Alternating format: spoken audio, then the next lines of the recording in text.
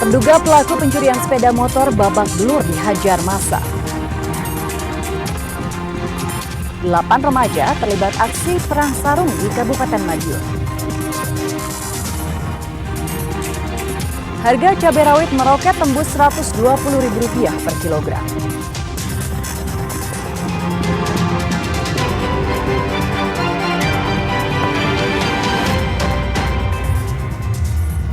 Halo, saudara, apa kabar Anda hari ini? Kompas Jatim kembali hadir ke hadapan Anda.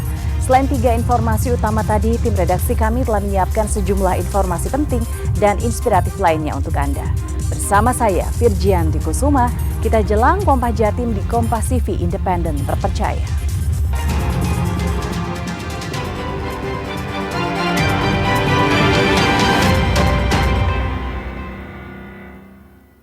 Kita buka Kompas Jatim dengan sorotan pertama dari kota Surabaya. Saudara, Badan Narkotika Nasional Provinsi BNNP Jawa Timur dan Badan Narkotika Nasional Kota Surabaya menggeledah rumah kontrakan kurir narkoba di kawasan Dupak, Surabaya.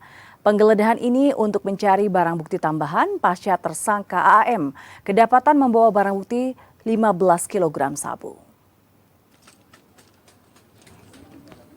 Setelah menangkap seorang kurir narkoba jenis sabu berinisial AM di kawasan Bangkalan, Madura, BNNP Jawa Timur dan BNN Kota Surabaya menggeledah sebuah rumah kontrakan tersangka di kawasan Dupak, Surabaya.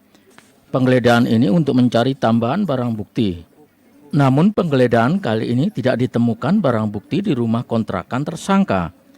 Menurut Kepala BNN Kota Surabaya, Kombes Pol Heru Prasetyo, ada 4 lokasi yang dilakukan penggeledahan dengan tersangka AM. Selain di kawasan Dupak, penggeledahan juga dilakukan di kawasan Tegalsari, Surabaya, dan 2 lokasi di kawasan Bangkalan, Madura. Kami melakukan upaya penggeledahan untuk mencari dan menemukan benda atau barang yang diduga ada kaitannya dengan peristiwa tindak pidana dimaksud. Apakah ada temuan, Pak? Temuan, Pak, hari ini, Pak? Dari hasil penjelasan Katim penggeledahan, Bapak Didik disampaikan tidak ada barang atau benda yang ditemukan berkaitan dengan tindak pidana yang terjadi. Sementara itu, tersangka AM bersama istri dan seorang anaknya sudah 4 bulan mengkontrak di rumah ini. Kepada pemilik kontrakan, tersangka mengaku bekerja sebagai tukang parkir dan dikenal ramah. Gimana, Bu, setelah ada penggeledahan kayak gini kaget nggak, Bu? Kaget, Pak. Kaget ini. Waktu itu nggak ada kecurigaan gitu, Pak? Nggak ada, Pak. Soalnya dia itu ramah, orangnya memang humble, nggak banyak ngomong juga. Rumahnya ini setiap hari ditempati atau sering ditinggal? Nah, saya itu kurang tahu, Pak. Soalnya saya kan sudah nggak tinggal di sini lagi.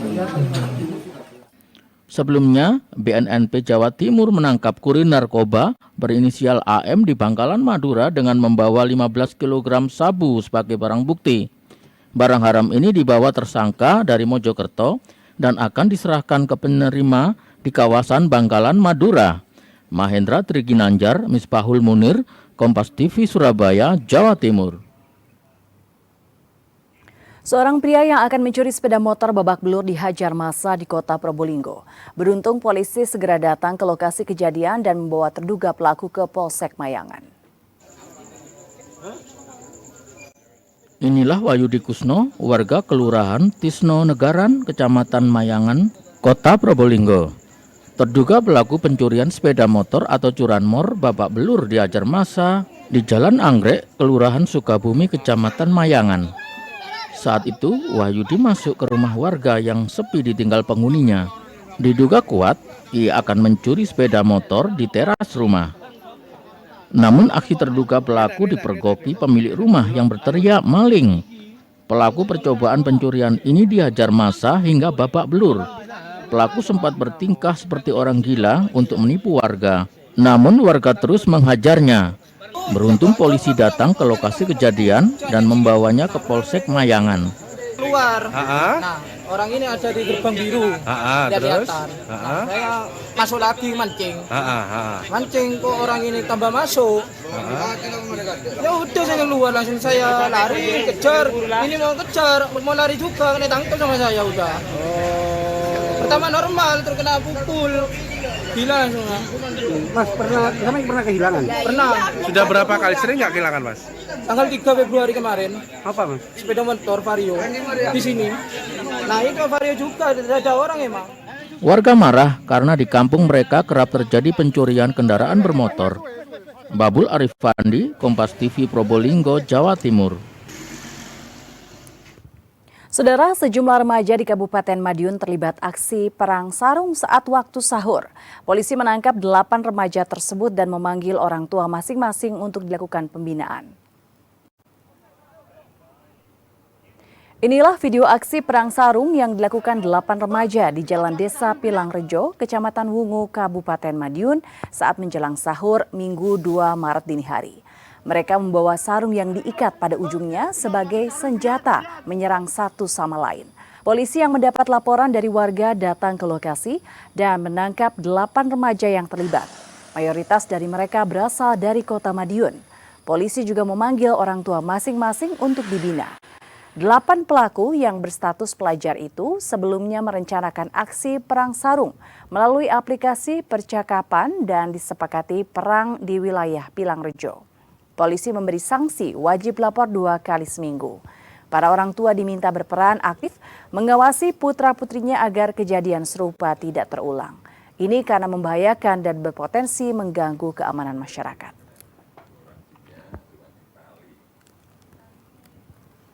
Untuk anak-anak ini rata-rata pelajar semua.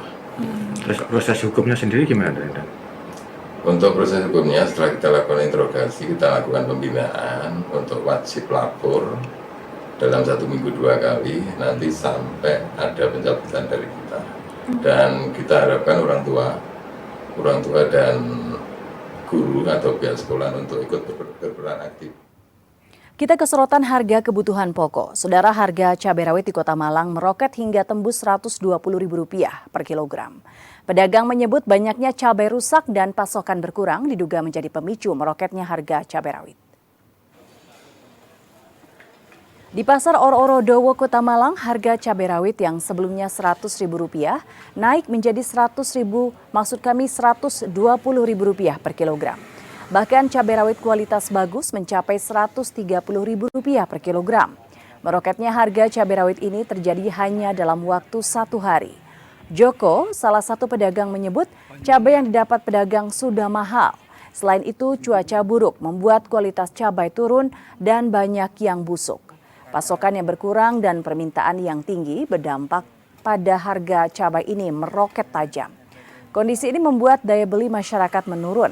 Pedagang juga tidak berani mendatangkan cabai dalam jumlah besar karena khawatir harga tiba-tiba anjlok. Naik drastis. Kalau kemarin itu kita jual cuma 100, sekarang eceran 120 sampai 130. Cabai merah Pak? Cabai kecil. Kalau yang merah itu kemarin saya jual 60. Hari ini 90.000. Faktor cuaca stok kurang. Harga cabai rawit di Surabaya juga meroket tembus Rp100.000 per kilogram dari harga Rp60.000 per kilogram. Sedangkan harga bawang putih dari harga Rp25.000 naik menjadi Rp40.000 per kilogram. Pada awal Ramadan, harga sejumlah bumbu dapur yaitu cabai rawit dan bawang putih di Pasar Tambak Rejo, Surabaya melambung. Kenaikan harga bumbu dapur ini hampir 100% dari harga normal. Harga cabai rawit dari Rp60.000 per kilogram kini tembus Rp100.000 per kilogram.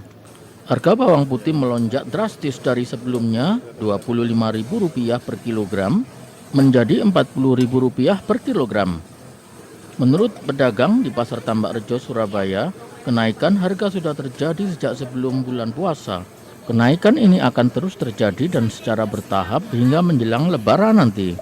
Ini kenaikan mulai kapan, Pak? Sebelum Mei puasa sudah naik kok, Mas. Ini nanti ada kenaikan terus atau gimana, Mbak, puasanya? Kayaknya iya deh.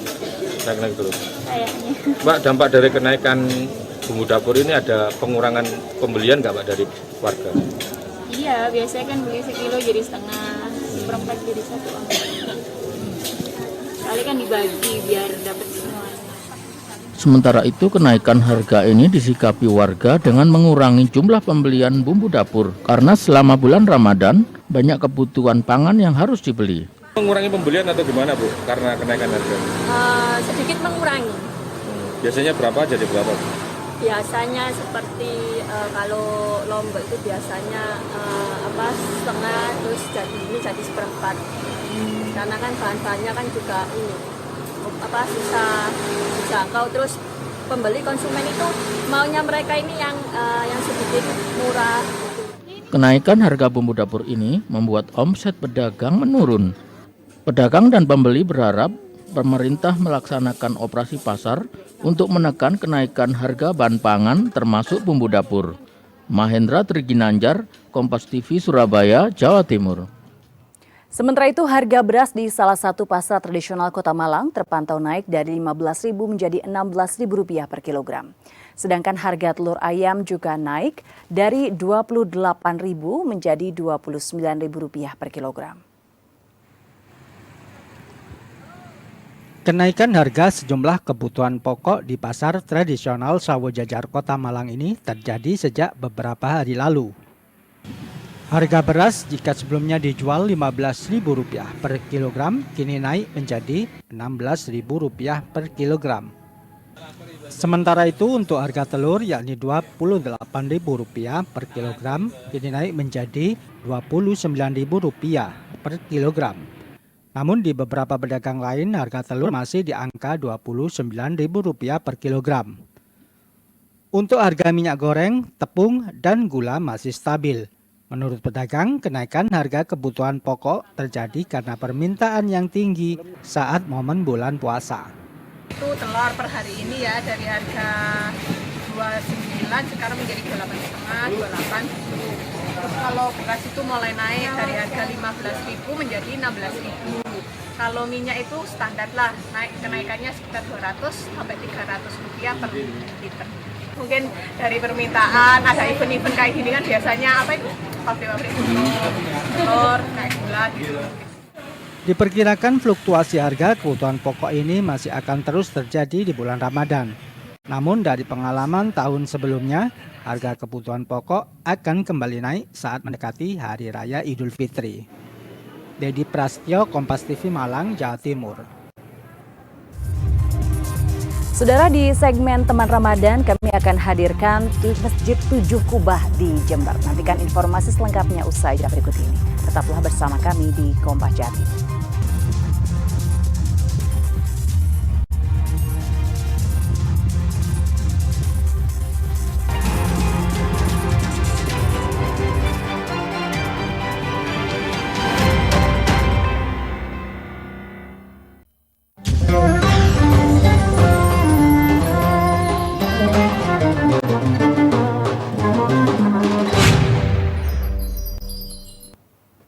Kita buka Teman Ramadan dengan mengunjungi Langgar Dukur Kayu di Surabaya. Bangunan langgar atau tempat ibadah umat muslim ini berusia lebih dari 1 abad dan dibangun sejak 1893 silam. Uniknya, langgar tersebut merupakan bangunan panggung dari kayu yang kaya akan nilai sejarah di masa perjuangan kemerdekaan Indonesia.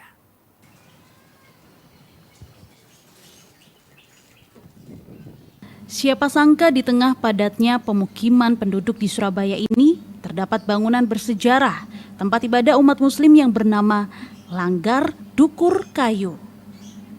Berlokasi tepat di Jalan Lawang Seketeng, Gang 6, Surabaya. Langgar Dukur Kayu mulanya didirikan masyarakat dan tokoh agama tahun 1893 silam. Bangunannya terdiri dari 2 sisi.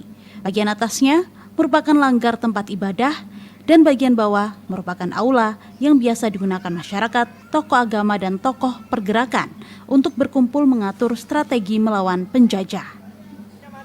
Menariknya, bangunan kayu panggung dengan usia lebih dari 1 abad ini masih kokoh berdiri dan masih aktif menjadi tempat ibadah umat muslim di lingkungan sekitar. Dinding dari langgarnya terbuat dari kayu yang ditumpuk berisik yang biasa disebut oleh warga dengan nama sirap. Ini rumahnya di mana, Nabil sama Andrian? Siti. Di Lawang Seketeng, Gang 6. Oh, dekat sama Langgar Dukuh berarti ya? Iya. Sering nggak sholat sama ngaji di sini? Sering. Tapi tadarusan. Senang bisa sholat di sini? Senang.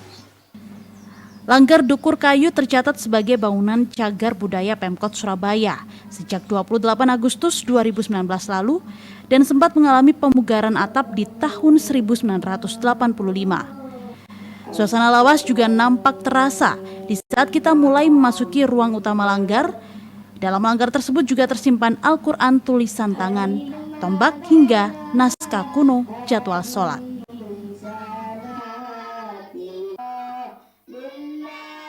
Nah, di situ ada prasasti itu yang bertuliskan Arab Migo Arab Gundul yang terbaca bahasa Jawa. Yang terbaca awitipun jumeneng punika langgar tahun 1893 sasi setunggal.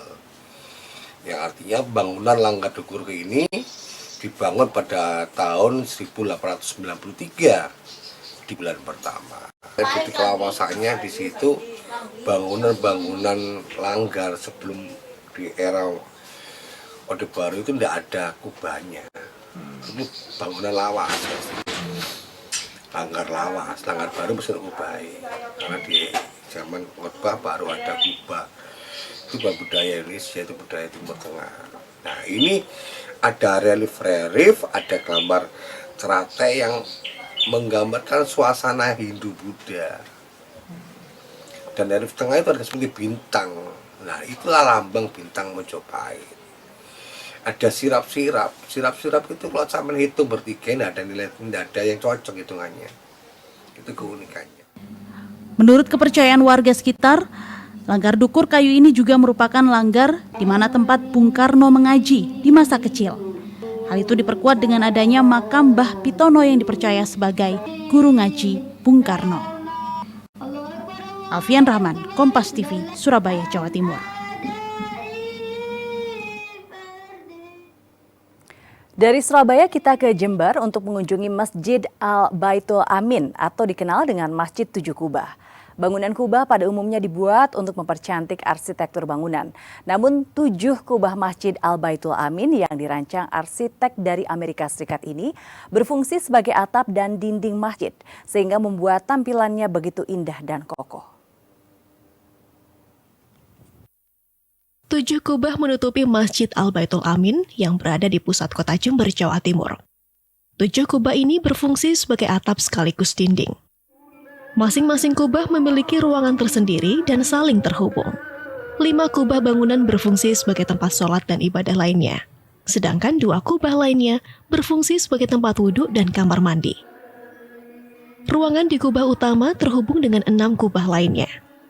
Kubah utama disangga oleh 17 tiang penyangga yang terbuat dari kayu. Dinding kubah dihias kaligrafi ayat suci Al-Quran. Angka 7 dalam jumlah kubah memiliki makna 7 lapisan langit dan 7 hari Allah menciptakan alam semesta. Sedangkan 17 jumlah tiang melambangkan 17 jumlah rakaat dalam sholat 5 waktu dan nuzulul Quran 17 Ramadan. Gaya bangunan Masjid Al-Baitul Amin diadopsi dari bangunan masjid di Mesir dan daratan Persia yang juga mempunyai 7 kubah. Kenapa yang dipilih 7? Karena Nabi pernah bilang begini, ada 3 ciri orang yang hidupnya selamat di dunia sampai di akhir. Yang pertama apa?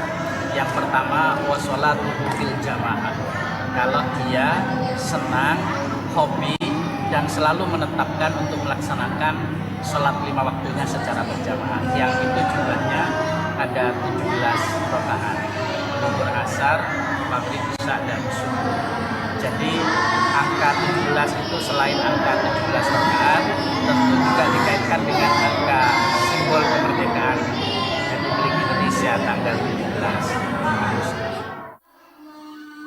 Masjid yang dikenal dengan Masjid Tujuh Kubah ini menjadi kebanggaan umat Muslim di Jember. Saat Ramadan, masjid selalu ramai dengan kegiatan keagamaan. Yang pertama yaitu masjid berada di pusat kota, yaitu kan alun-alun Jember. Karena di sini tuh pastilah banyak orang, apalagi sekarang Ramadan, yang mencari kayak takjil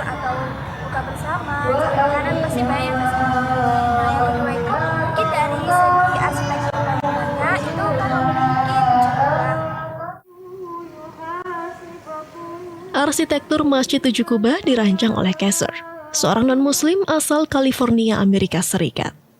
Belum diketahui kapan masjid ini mulai dibangun, namun pernah direnovasi pada tahun 1939 dan dibangun kembali lalu diresmikan oleh Menteri Agama pada tahun 1976. Hernawan Mustika, Kompas TV Jember, Jawa Timur. Saudara, bangunan Taj Mahal di India menjadi situs bersejarah warisan dunia. Keunikan bangunan megah ini membuat sejumlah masjid di Indonesia mengadopsi gaya arsitekturnya. Salah satunya Masjid Salman Al-Farisi di Kabupaten Malang yang mendapat julukan sebagai miniatur Taj Mahal. Inilah bangunan Masjid Salman Al-Farisi yang berada di Desa Karangwidoro, Kecamatan Dawu, Kabupaten Malang. Dari gaya arsitektur bangunan dan warna masjid ini identik dengan situs warisan dunia Taj Mahal yang ada di India. Kombinasi bangunan dan warna inilah yang membuat masyarakat sekitar menjuluki masjid ini miniatur Taj Mahal. Takmir Masjid Salman Al-Farisi Deden menuturkan bahwa dalam proses pembangunan masjid ini sang arsitek mencoba mengadopsi gaya bangunan Taj Mahal. Meski tidak 100% mirip, namun hasilnya masjid ini menyerupai Taj Mahal.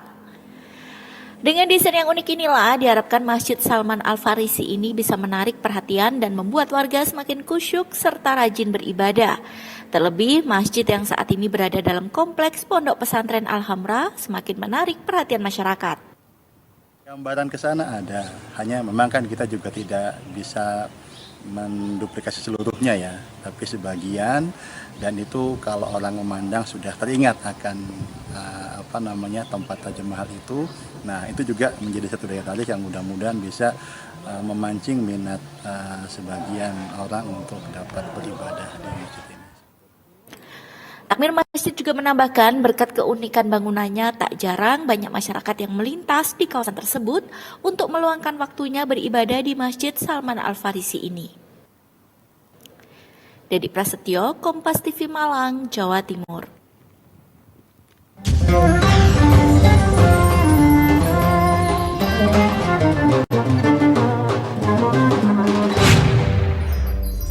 Miniatur truk Sound Horror ludes terjual hingga ke berbagai daerah. Nantikan informasi selengkapnya usai jeda berikut. Tetaplah bersama kami.